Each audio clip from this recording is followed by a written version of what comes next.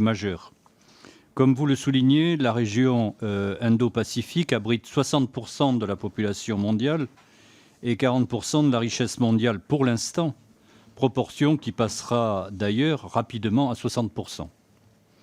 Elle abrite également une grande part des tensions diplomatiques.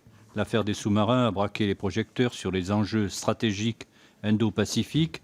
Les événements de Hong Kong ne cessent d'inquiéter, sans parler de Taïwan.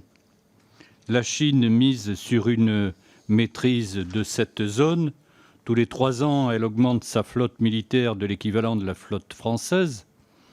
À ce rythme, dans 10 ans, il conviendra de demander l'autorisation pour pénétrer dans la zone. L'ambassadeur de Chine, lors d'un récent entretien, nous a fait remarquer avec un certain mépris, mais qu'allez-vous faire dans ce secteur aussi loin de chez vous ?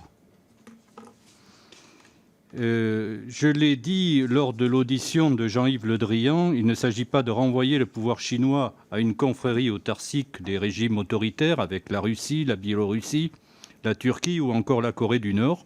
Pour autant, la voie d'équilibre de la stratégie française que votre proposition numéro 1 demande d'approfondir mérite d'être questionnée. Pouvez-vous également revenir sur les nuances de votre proposition numéro 3 qui préconise de ne pas s'aligner sur Washington dans nos relations avec la Chine, sachant que l'Union européenne a défini la Chine comme un partenaire, un concurrent, mais également un rival systémique. On l'a vu récemment avec la présentation du rapport de nos collègues Bérengère, Poletti et Buan Tan.